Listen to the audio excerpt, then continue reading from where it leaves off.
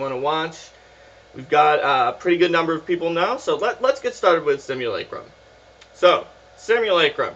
Well, you know, few spells in Pathfinder have led to more confusion than Simulacrum. In fact, in chat now we have a comment, aka a spell to break the game. Well, conceptually, the idea of using magical ice and shadows to create a weakened copy of a creature to serve you is super awesome.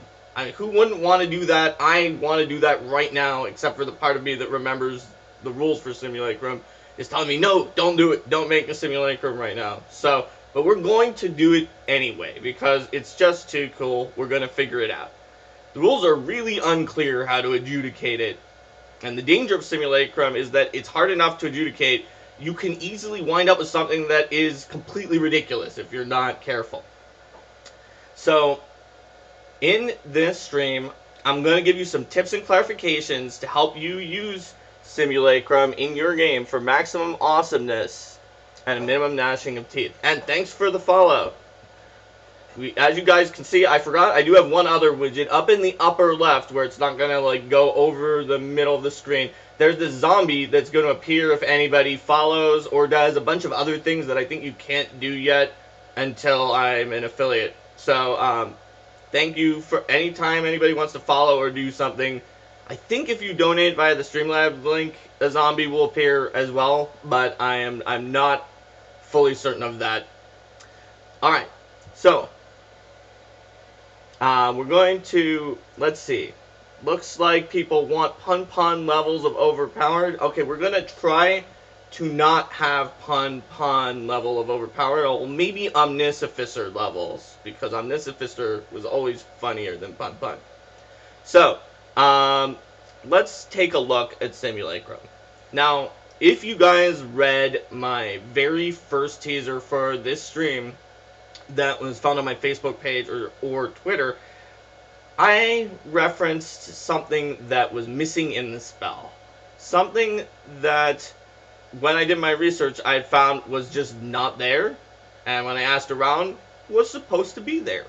So let's start with that, because right away, that is going to help you a ton with the spell. Oh, it looks like Chemlac from chat has figured it out already. So, way to go. Yes, what is missing is an absolutely critical, crucial component that was there in the 3.5 version. The material component, it's just not there. I asked Jason if it was intentionally removed, and he thought it was supposed to be there. So, previously Simulacrum required a piece of the creature in question. This is completely critical to making the spell work. The reason why is Simulacrum works on creatures with twice as many hit dice as the caster. Even if you follow all the other tips that I'm going to give you today, without the body part requirement, the spell runs into several problems, including but not limited to depositing creatures with dozens of templates on them that don't affect hit dice. So it's like, well, I'm going to create a half dragon, half fiend, half celestial, advanced, giant, whatever. So by adding back in the body part requirement, you immediately have another way to work with your group between the GM and the players to raise or lower the impact of Simulacrum, the selection of creatures in the campaign. If you never have a half fiend, half dragon Tarrasque attack your 13th level party, or sell pieces of it on the black market, the wizard can't grab a piece, use an orange prism ironstone and some death knell, and create a Simulacrum of it in the first place. So, the cool part about this is that the players buy into finding a particularly exotic Simulacrum that would be a powerful addition to their team, then finding a piece of that Simulacrum is a quest. It's a fun thing you can do together, and it's really self-driven, with, of course, the piece of the creature being the reward. So it's not about closing down options to add the material component here. It's really about making the path satisfying. It's sort of like the yes-but principle of both GMing and sometimes of improv. Although improv is a little more likely to do yes and, but in a role-playing game, you often do yes but. Yeah, you can do that, but first let's do this other thing. It's a lot more satisfying and cool for your players if they're able to work towards getting that cool Simulacrum they want, rather than you just saying, no, not going to do it. or just saying, oh yeah, sure, whatever, any kind of creature that you can come up with just for fun. So if you're following this tip, you would add the following component to the material components line. A piece of the original creature, such as hair or flesh, taken while it was alive. Alright, so we've got that there. But as you guys who have worked with Simulacrum before know, that's not enough for Simulacrum. It's going to help, but there are a lot of corner cases and adjudications on Simulacrum that you're not going to have just from that. So, other than starting with a bizarrely powerful base creature, the other most common issue with Simulacrum is how to apply the following phrase from the spell's description.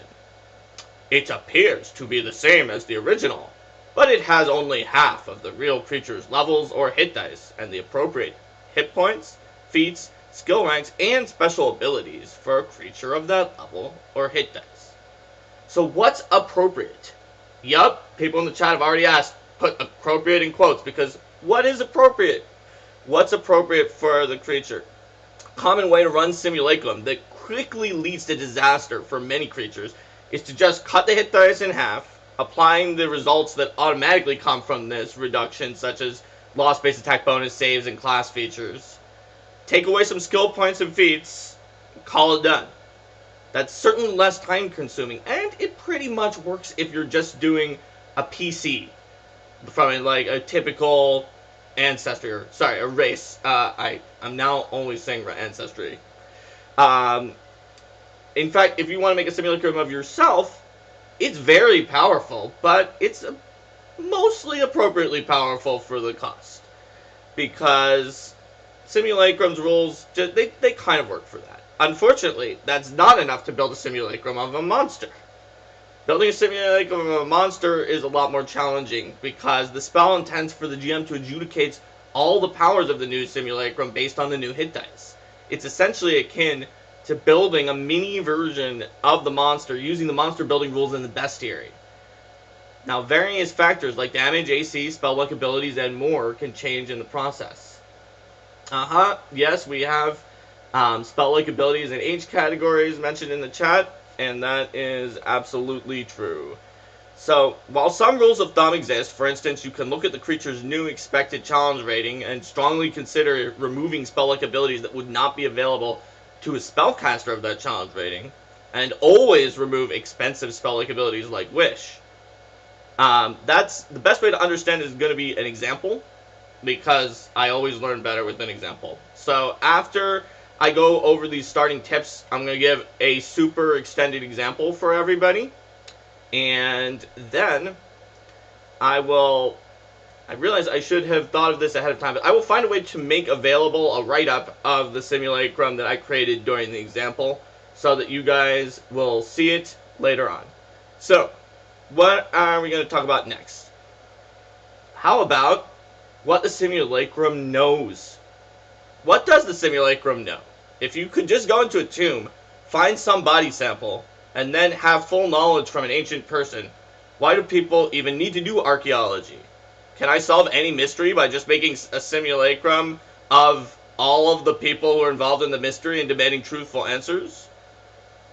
Well, with the material component, archaeology is still important, but the meatier question here that we have not explored is mysteries. Or even just figuring out a campaign. So, to answer that question, let's take a look at the last tip, and remember the Simulacrum only has half of the original skill ranks and abilities. Now that includes its knowledge skills. Thus we can conclude, at least from its knowledge skills, that in the rules the Simulacrum has only partial memory of the original. This leaves a lot of wiggle room for ways to adjudicate how that would work, and it might be different each time depending on what makes for a great game. The memories could have pieces and patches with holes in different places, for example, or since you get only half the levels, you could decide to go back up the experiences and memories to the time when the character was that previous level. So, for instance, say a horrible experience caused a paladin of Shelyn to turn evil and become an ex-paladin demoniac. If you made a Simulacrum that only had her experience up to paladin level 5 before becoming a demoniac, you might wind up with a good aligned paladin. So there's a lot of possible options here. And, you know, the Simulacrum might not have experienced the horrible moment of conversion and might not even know what happened to her future self, might want to try to redeem her future self. The key in this case is to make it fun. How do you pronounce it? Demoniac? People in the chat are asking for pronunciation on demoniac. It's got demon in it, and it's an eac at least. Demoniac, maybe? I'm not sure. I actually mostly read it. So I haven't really heard a lot of people say it aloud. Alright, well, a simulacrum that knows everything and spoils the entire plot of the adventure path isn't very fun. But neither is a drooling simulacrum with more holes in his mind than Swiss cheese, with absolutely nothing of value to contribute. So, really, the key is to make it fun. Alright, so let's talk about spell-like abilities again. Because I sort of vaguely referenced some rules of thumb, like lowering the spell-like abilities to be something a spellcaster of that level could cast and taking out the expensive ones. But what about the fact that spell-like abilities don't have material or focus components? But sometimes the focus is critical to make the spell actually happen, and it doesn't make sense without it. Like Soulbind, binding the soul into a gem. If you don't have the gem, you don't have the bind. So why am I bringing this up now? Well, there's a lot of weird side ways that you might be able to get Simulacrum. Say you got it off of a spell-like ability or something. Simulacrum is one of the spells that actually requires one of the focus or material components, like Soulbind, because it's actually used in the spell. Both the piece of the creature and the ice sculpture are necessary, particularly since the spell acts upon the ice sculpture as its target, in the same way as the spell-like ability of Stone Shape isn't much good without any stone around, even though technically it doesn't list stone as a focus component. Okay, let's see. It says demoniac is the correct pronunciation, or that may be daimoniac, but it looks like a D-I in the chat. So there we go, demoniac. The more you know. Alright, where were we? Yes. So, when other effects produce a simulacrum, you're still going to need the ice sculpture. Pretty much no matter what. And this could be relevant, for instance, if you are in a situation where you're wishing yourself into a simulacrum. Now, a wish is a very powerful spell, so you can always adjudicate what is the equivalent power of this wish and decide if you want to allow it without the ice sculpture because, well, it's a wish, but still it's something to keep in mind. So we've talked about a lot of the different main issues with Simulacrum. Now let's do an example, because without an example, how can we apply this knowledge? So let's suppose that Xander Ghoul the Illusionist wants to make a simulacrum of a Magic Bane Bandersnatch, choosing that monster completely out of thin air. As per our tips, he needs a piece of a Magic Bane Bandersnatch. So he grabs his cohort Vraxaris and a few lackeys and starts scouring some of the areas of Cyrusian near the Grugnir Forest, where the veil between this world and the first world is thin. Even though the accursed beast's anti-magic field neuters his magical options to track it, he eventually manages to locate it, and since his artifacts work inside the anti-magic field, he quickly knocks it out, grabbing a quill and returning to Zin Cyrusia. Since Xander Ghoul has far more than a caster level of 12, he's good to start on his Simulacrum. First, since it will have 11 hit dice, Xander Ghoul has his Master Ice Sculptors construct a sculpture of a Magic Bane Bandersnatch and grabs 5,500 gold pieces of powdered rubies from his treasury. Once he is satisfied with the sculpt, he begins the 12-hour process of casting the spell. At this point, Xander Ghoul's GM, Zin, has some challenges and work to do. Zin has to create an appropriate 11 hit dice Magic Bane Bandersnatch. He starts by looking at the basic Bandersnatch, which you can check out on Archives of Nethys, or whatever your favorite place to look at Magic Bane Bandersnatches, and basic Bandersnatches is. So, it's a 23 hit dice creature at CR 17. According to Bestiary Table 1-2, which has some typical hit dice based on CR, 23 hit dice is completely typical for a magical beast that's CR 17. That means that 11 hit dice Simulacrum is somewhere between CR 8 and 9 by the same table. Zin takes that into account. The Bandersnatch has higher than usual hit points for its CR based on the bestiary table of monster statistics by level. So Zin decides to give the Simulacrum 23 Constitution, that will put with 11 hit dice the new Simulacrum to have more than the average CR 9 hit points. Since Simulacra can't heal without repairing them, Zin removes fast healing, because it won't do anything. Moving on to saves, the Bandersnatch had a particular weakness for will saves for its level. It was around expected on its stronger saves. So Zin decides to give the Simulacrum 21 dexterity so it will stay in about the zone for a CR 8 to 9 monster on its reflex save. This strengthens its will save comparatively for its CR. And Zin notes that he has done that because that might be important for balancing it later. As the normal Bandersnatch is just about standard on AC for CR 17, Zin reduces the Simulacrum's natural armor to 12, keeping the AC in line for a CR 8 to 9 creature. The normal Bandersnatch has exactly average damage for its CR, but its accuracy is very, very high. Zin wants to keep as much of this aspect as he can, but it's very difficult to do so, as the Bandersnatch's base damage dice deal almost the expected damage for a CR 9 without any strength bonus at all. Yikes. Clearly the Simulacrum must have a strength bonus, both for accuracy and because it needs to still be a strong creature to sort of fill the fantasy of creating a Simulacrum of a Bandersnatch.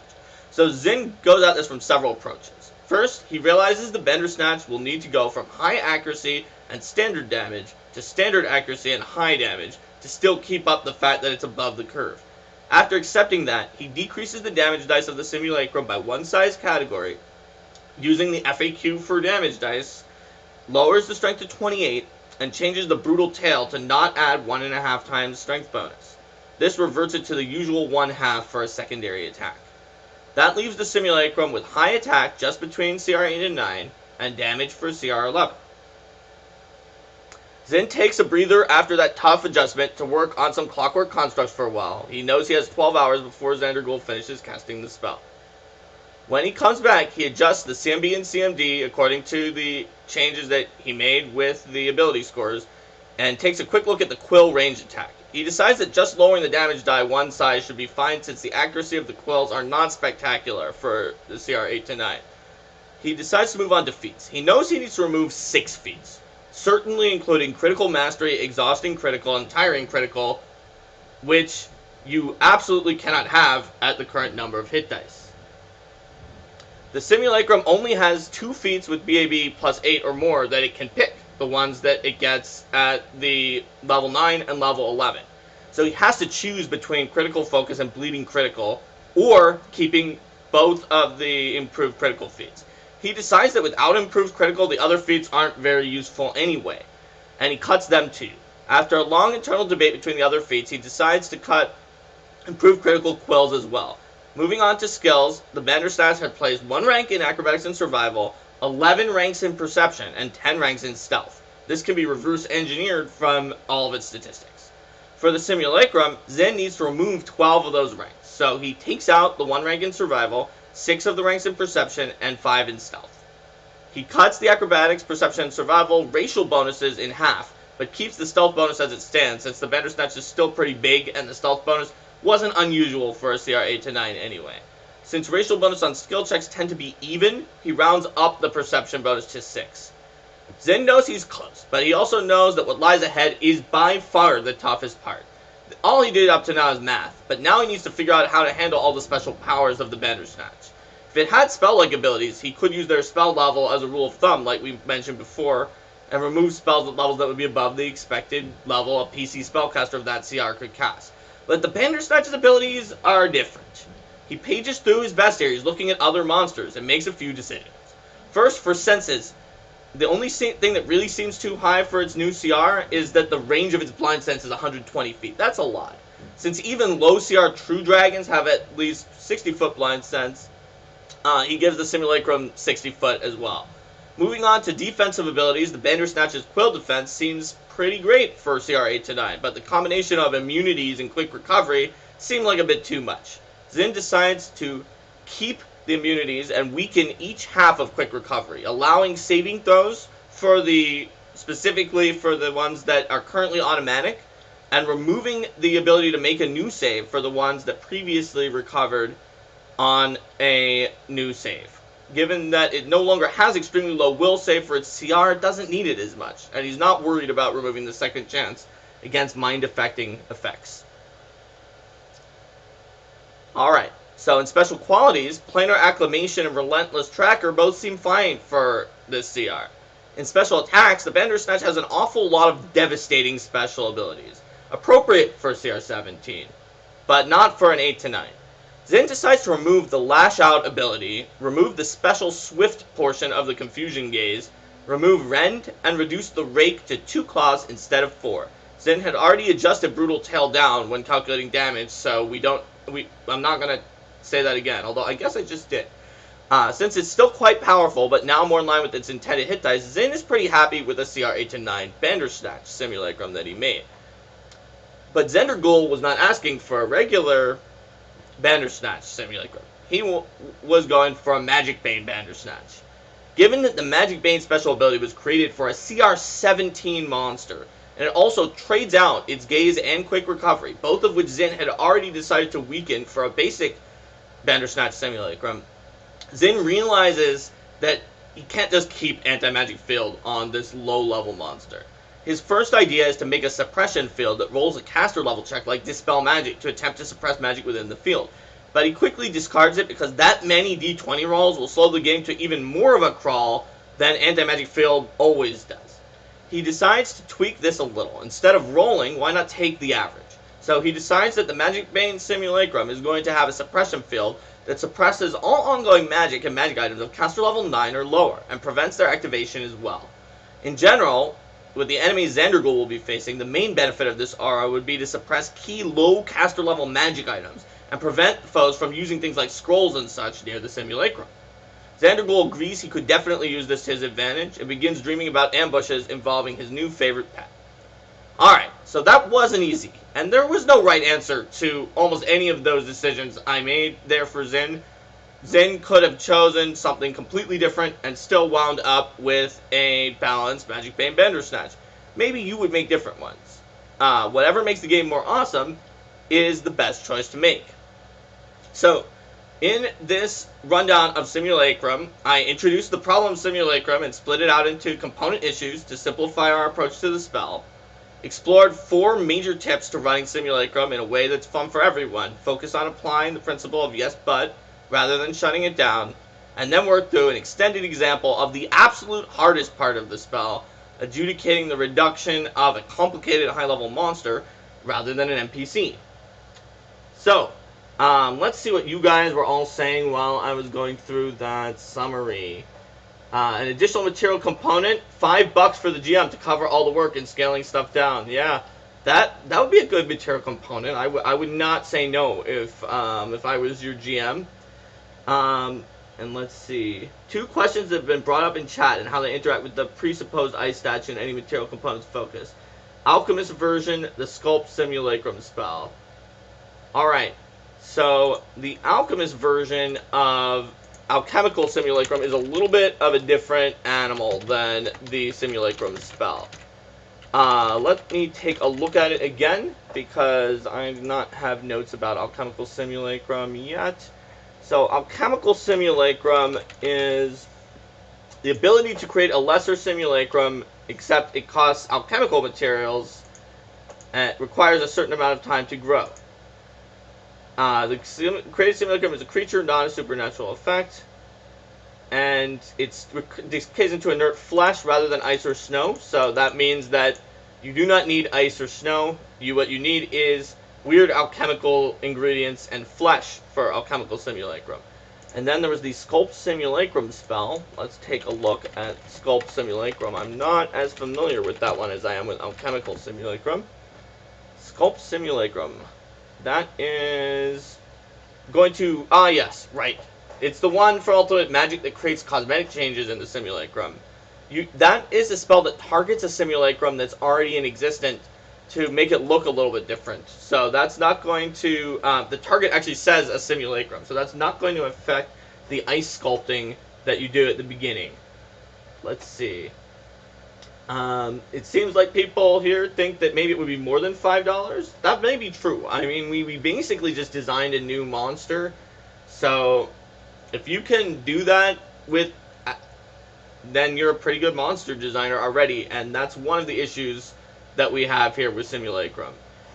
Now, the good news for Pathfinder 2nd Edition is that if we did make you do something like this, it would be significantly easier than it was here, because here we had to do a little bit of Sudoku with the ability scores and the hit dice to get to the numbers we wanted to, whereas in Pathfinder 2nd Edition we probably would not need to go quite so much into the reads. Alright, so we're going to talk about the question about Simulacra with Wish as a spell-like ability. So based on our previous two guiding posts for spell-like abilities, which is do not allow spell-like abilities that are a spellcaster of the level of that creature's CR could not cast yet, and do not allow spell-like abilities that have an expensive material component. I think both of those are going to get genies off the list, although there may still be some, like, 34 hit dice, CR 34, probably not. So, actually, that probably gets rid of Wish all the way. But, if you do wind up with a monster that legitimately could have 9th level spells on it after you make it into a Simulacrum, you still might want to not include expensive spellcasting components. Alright. So, it looks like people are saying 2 to 7 cents per word. Well, there are a good number of words in this, and I actually have a write-up of the final Bandersnatch Simulacrum before the Magic Bane adjustment that I will get to you guys in some means. I had not been thinking about getting it to you, so I don't have a way to do that yet. Alright, so that is our Simulacrum question. Does anyone have any other questions about Simulacrum before we move on to taking audience questions? Let's see. So we got Wish as a spell-like ability. Alright. It looks like that's it about Simulacra. So, let's move on to some questions from the audience. Alright. Oh, wait. One more thing. 2 more questions that are follow-ups. What about a contract devil? So, you have to adjudicate these on a case-by-case basis. I would say a contract devil would probably not be able to officiate infernal contracts because it doesn't have the official legal power of hell behind it. So, because of that, like, the definition of the infernal contract is the contract devil keeps 1 in its office in hell, it keeps 1 with you. So, it probably shouldn't be able to do an infernal contract because it would not be legally recognized by hell. Another question is, would Sculpt Simulacrum allow you to entirely change the body form, like make a Bandersnatch into a dude down the street? Well, I closed the tab with Sculpt Simulacrum, but I think it said that it works like Disguise Self. And so, I am getting it open again, but someone else may have it open already. But if it works like Disguise Self, then it would have the same limitations as Disguise Self, which I think means you could make it look like maybe a unicorn down the street. Yes, it looks like it's cosmetic, similar to Disguise Self, except they're physical rather than illusory. And Disguise Self itself says that I believe that it has to still be the same creature type as you. Let's see. You cannot change your creature type, although you can appear as another subtype. Seem 1 foot taller or shorter, fat or thin or in between. The extent is up to you. You could add or obscure minor features, so maybe not a unicorn. It's very clearly one of the many spells that is super humanoid-centrically written, because if you're an outsider or a magical beast, there's a lot of things that don't look like you with a small feature that's different, whereas if you are a humanoid, there really aren't. So you could get the Bandersnatch into maybe a tiger, thinking about what a Bandersnatch looks like a really big tiger, or a fat Bandersnatch, or a purple Bandersnatch, or something like that. There is a similar question to the Veil spell. Alright, so the Veil spell is a little bit different, because if I recall correctly, the Veil is a lot higher level than Disguise Self, and has very few limitations on it. Veil is a 6th level spell. It can hit a whole bunch of people, and it changes the appearance of the subjects to be anything you wish. So with Veil, you totally could make the Bandersnatch be just a fellow down the street, ho-hum. Maybe even of a completely different size. Veil is pretty strong that way. Alright. So, any other questions about Simulacrum? It looks like not. So, does anyone have other questions? Alright, we've got one here. The question is from Oilent Green. Contingency effects help fulfill the compelling fantasy of the smart, prepared wizard. If you want to make new ones, say they can be used with spells other than personal-only ones, is there any way to cut through the Gordian rules knot to make them without eating up all of your word count? So, I guess the question here is about writing for a project that has a limited number of words, such as, say, like a Paizo book, and you want to create... Oh, okay, clarification. They're super complicated. Is there any way to streamline them? So is this for deciding your own contingency, or is it for creating a new contingency-like spell, like the scroll contingency from Advanced Class Guide, or something like that? It's for creating a new contingency-like spell. Alright.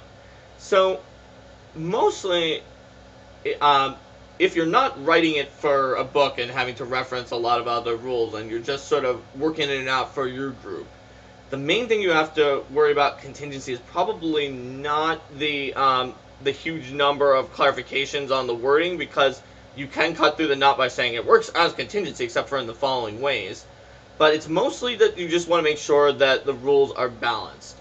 For instance, being able to put lots of contingencies on everybody in the party that trigger off your own spells and that aren't personal is going to really change the balance of contingency, because let's say you were able to throw up contingencies on all 6 members of your 6-person group that when you see the BBEG, it throws off one of your 6 most powerful spells, and then you put all of them into one member of your group, and the BBG appears, and bam, 6 of your most powerful spells are suddenly there at the beginning of the fight.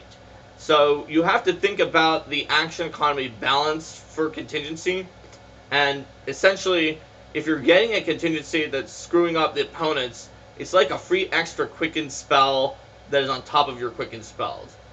Whereas personal spells are more likely to be something that is at least buffing yourself up, or used to get out of a bad situation. So, it would have to be a higher level effect, and you might want to make it pretty expensive, and even then, it might not be a good idea. I'm thinking about it now. Because essentially, at least in Pathfinder First Edition, if you're able to throw off a bunch of a spellcaster's highest level spells right at the start of a fight, it's probably going to make the fight be done. And so, if you did that and saved it for any boss, it's probably not going to be great for the boss fight. So, there's a follow-up here that says, is this maybe just a poor fit for this rule system? I would say it might be, but there could be ways to work around it, such as by limiting it to a particularly low-level spell, or having some other limitation on the contingency so it's not super alpha strike. Like, let's say it's a contingency where you choose an opponent and you basically are like calling in an airstrike from your spell, and you do that, and then sometime later, like on the next round, it hits the contingency or something like that. That might be a way to ameliorate it. And it looks like there's also a suggestion in the chat about capping the level of the contingent spell as well, and that could work too. Alright, it looks like we have a question going back to Simulacrum and how it interacts with the anti-magic field. The effect is instantaneous, as Tactics Lion says in the question, and so that's already your answer. If an effect is instantaneous, then once it happens, and anti-magic field is no problem. So, just like if you heal someone with a cure spell, it's instantaneous, and it's done. So that means that, and basically, once you've made the simulacrum, it's like it's a medical creature that's out there. Just like if you animate dead, and the zombie goes into an anti-magic field, it's still active.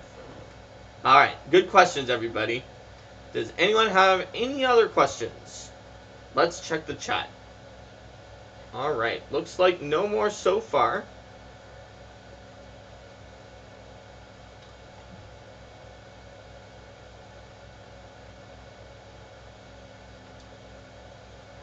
Alright, here's another one. How would one standardize things like Shadow Conjuration or Shadow Evocation? The 20% part is tricky. Alright, that's a good question. Shadow Conjuration and Shadow Evocation seem like they're easy to standardize when you just think about them for Fireball for the Evocation, or like Summon Monster for the Shadow Conjuration. Those are fine. But I can see that you're getting at some of the other weirder uses of it, like Shadow Evocation for a Sending spell, or something like that. It's actually really hard to figure out exactly what it means. And it's also interesting to think about it in terms of whether or not there's some effects that you might want to disbelieve, or want not to disbelieve, because you want them to be fully real for you. So, and there's a follow-up here that Emergency Force Sphere has come up a surprising amount in games. Well, Emergency Force Sphere, it makes sense that it comes up a lot. It's pretty busted with its regular casting. But I see where you're getting at it, that it's a sphere that exists 20% of the time. Mostly when using the 20% chance, the way that our group adjudicates it, and that's my home group that I've been playing with since before I was at Paizo, is basically any time that it's supposed to do something, we roll the 20% chance. So, for example, let's say you shadow conjured a wall of stone to use as a bridge to get over a pit, and your party decided not to try to disbelieve it. You have no choice. You know it's not real for sure because you just cast it. But your party decided, whatever, we're not going to disbelieve it, and they run over it. You fly over because you're the wizard. And the enemies do not realize that they're not supposed to disbelieve it. And they wind up getting Wile E. Coyote'd, and they fall into a pit 80% of the time. So there can be some very funny things that happen with that adjudication, but that's how we usually play it. I think there's no... so in the chat, the follow-up is, so it flickers in and out? Hadn't thought of that. So basically, we would say it flickers in and out functionally, but it looks like it's there. So it looks like there's a bridge, but sure enough, 80% of the people who made their saving throw against the spell when I cast it are falling through the bridge. And another follow-up, like a mischance sort of thing. And yes, that's basically how our group runs it. I'm not saying that's the right way to run it. There are a lot of possibilities. You could just do it once and done, but I feel like doing it each time is both more amusing and more interesting. Alright, so let's see. There's another follow-up about contingency that says, perhaps only allow each spell to go off on the turn of the PC it's cast on. It uses their standard action to power the cast. That's definitely a good idea. I'm not sure if that would fit the question asker's bill of being a contingency, since it does take your actions. But if it does, then certainly the idea of somebody who's a wizard who sort of pre-casts some of their spells and have this mantle of almost active spells around them that they can sort of activate at certain moments is kind of a pretty compelling idea. Alright, so it says, let's see, that it looks like Camelot has a very specific question. Let's see. But first about Shadow Conjuration, Tactics Line asks, can you voluntarily fail your save to fully believe the effect of a Shadow Conjuration and have it apply its full effect? Normally, your allies can, because you can voluntarily fail any saving throw normally. However, you can't.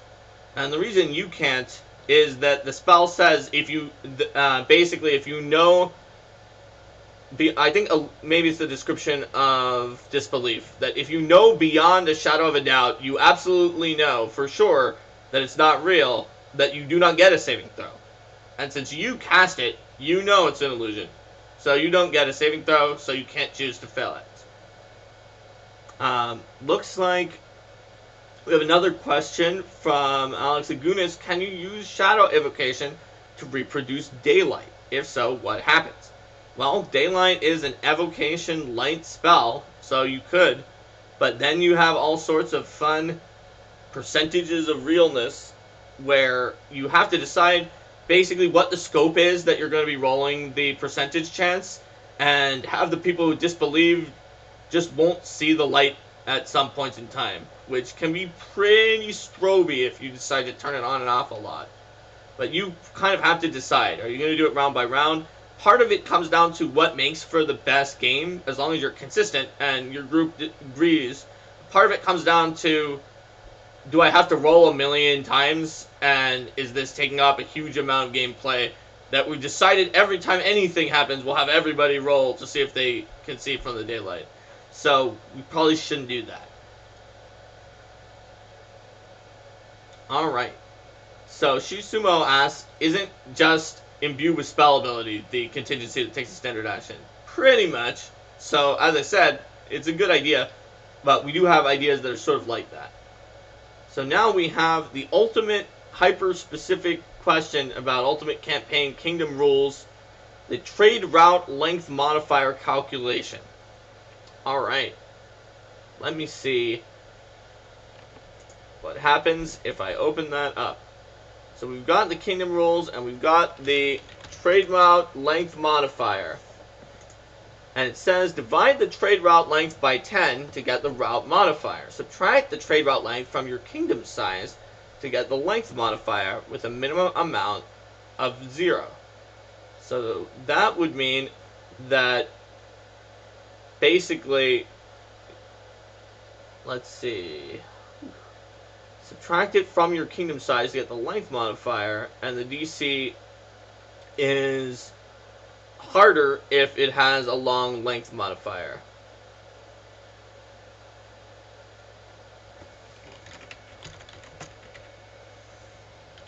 Let me take a look at this. This is definitely as specific. And the question is this the reverse way around? Which I presume means, should you be subtracting the length modifier from your kingdom size rather than the kingdom size from the length modifier? Sorry, from the trade route modifier. So, the way it is written right now, it is you subtract the trade route length from your kingdom size. So the bigger your kingdom is, and the shorter the trade route is, the harder it is to do the trade route. That seems like it's definitely wrong. I think you're right, it should be in the other direction. But as I always say, and as I forgot to say at the beginning of this stream, sorry everyone, let me back up. All of the answers I give you today are unofficial answers. They're my answers. They're answers that I'm coming up with here to answer you. They're not the official answers of Paizo. This is not an official FAQ or erratum or anything like that.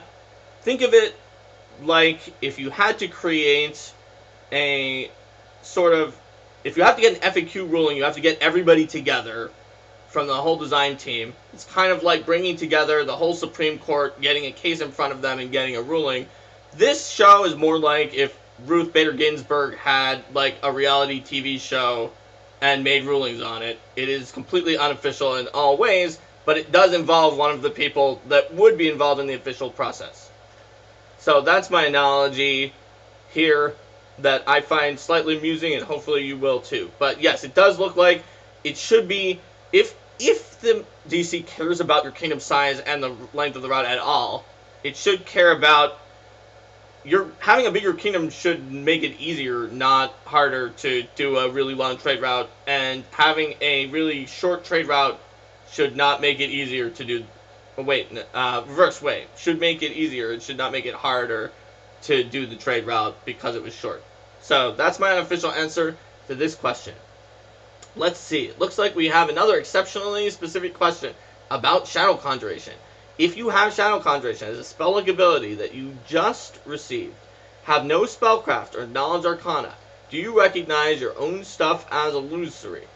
I would say that you still do, because of the fact that you know that the ability you received is Shadow Conjuration, but there definitely could be a case for the GM and player to work together and role-play out a character that doesn't really understand what their abilities do.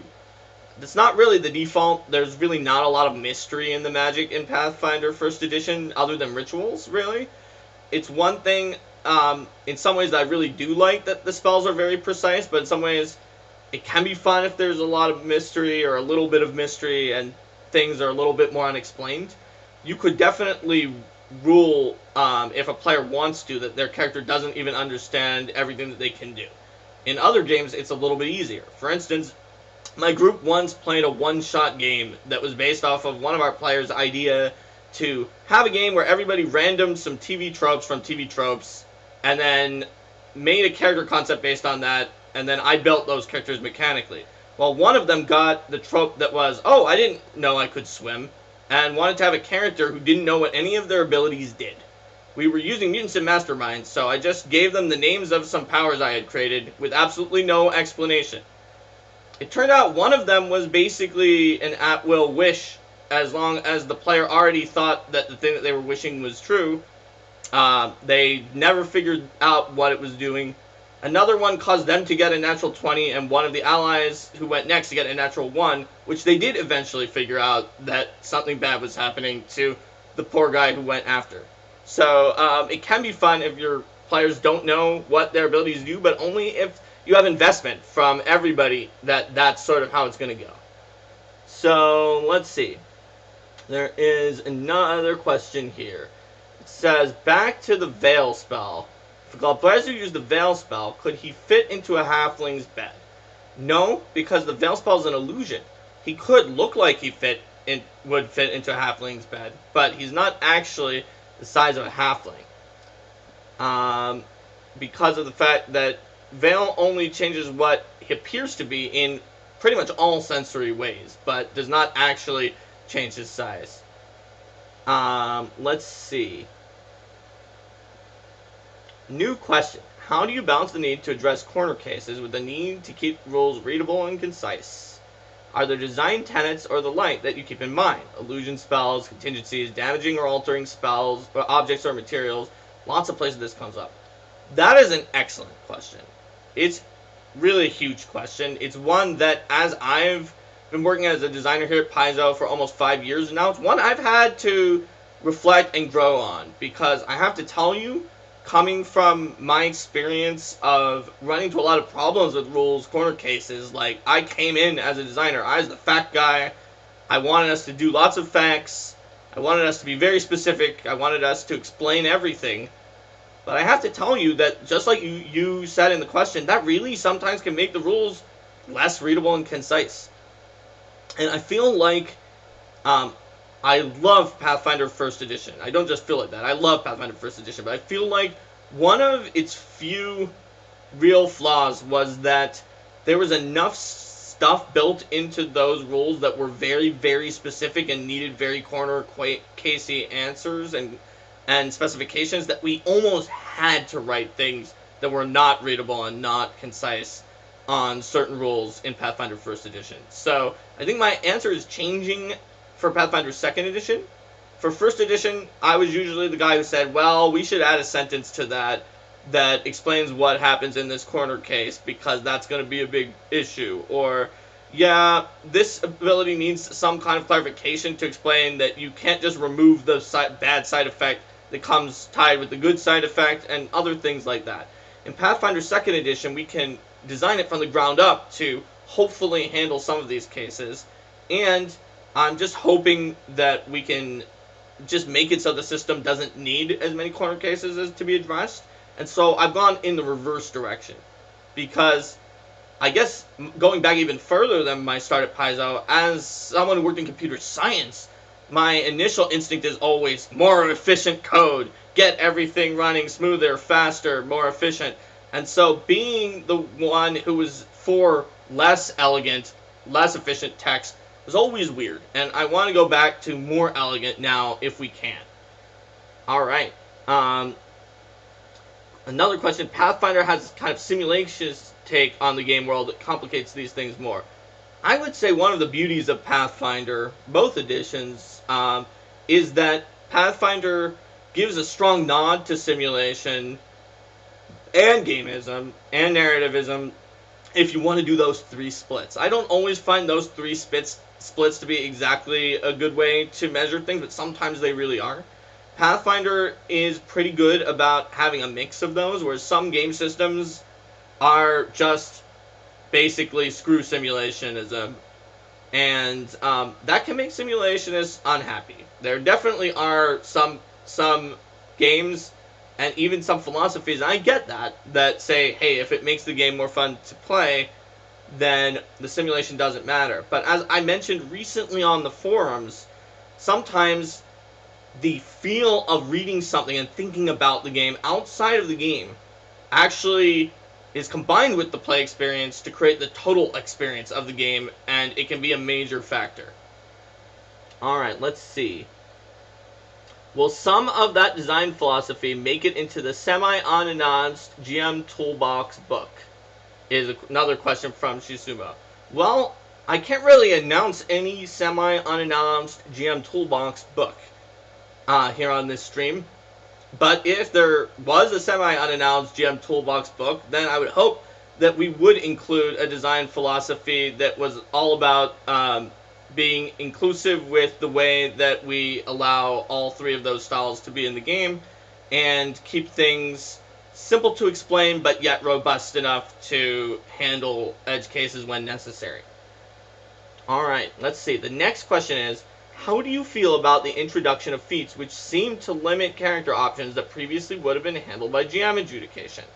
So, and then there's a follow-up saying, are you thinking of the one that lets you use diplomacy to call a truce during a fight?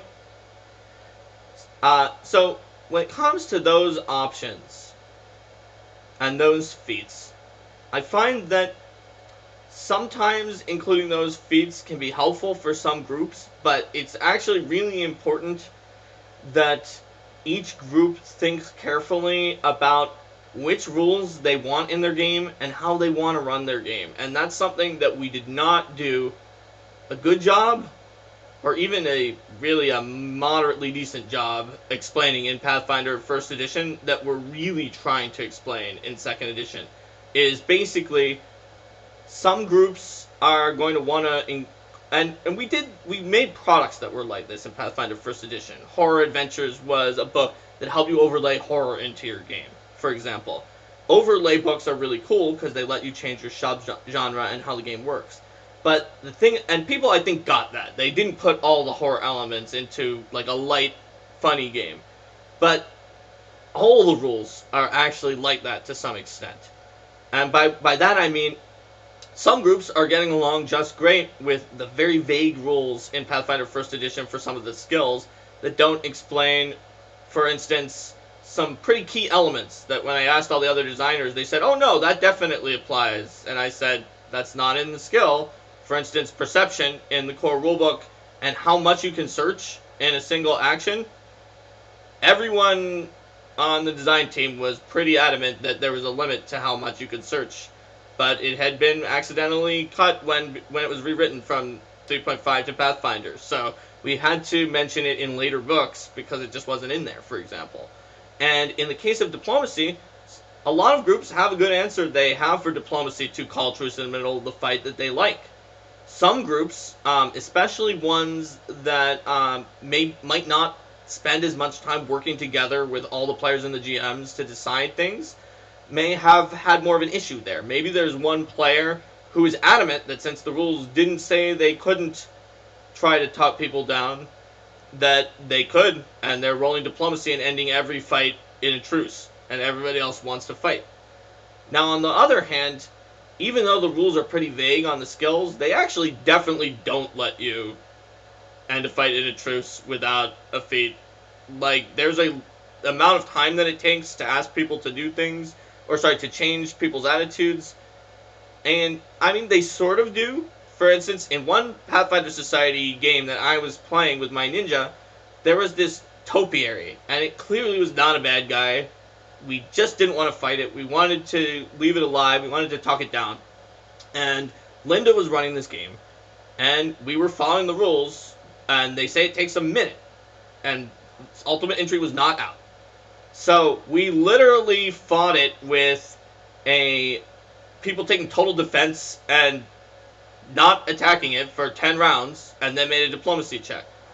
And theoretically, that is allowed by the rules without the call truce feat, but certainly taking a standard action on my first turn to say, hey guys, let's not fight, is not allowed by the rules. In some ways, that's a problem that it's not allowed, right? Because you see in stories all the time that it should be possible to call a truce.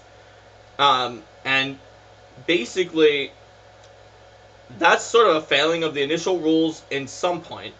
But also, say the initial rules did just say, hey, you can call a truce in the middle of a fight as a standard action, then adding a feat wouldn't make any sense.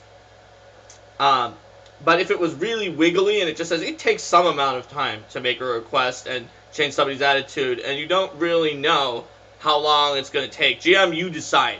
And then we made a feat that said, oh, but if you want to do it in a fight, you're going to need to take this feat to get people to stand down. That has a different sort of feel to it than either of those two options. The feel there is more so that maybe you don't want every character ending every fight with diplomacy, but some groups might want people to be able to do that because, well, I didn't take that feat, but the situation just really, really calls for it, right?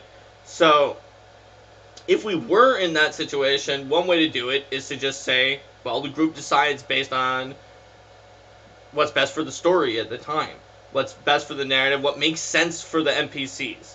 The problem with that is that can start seeming really potentially arbitrary or unfair for some players if you have one player who just really wants to do that in every fight, and other players who only want to do that when that seems like it would really make sense.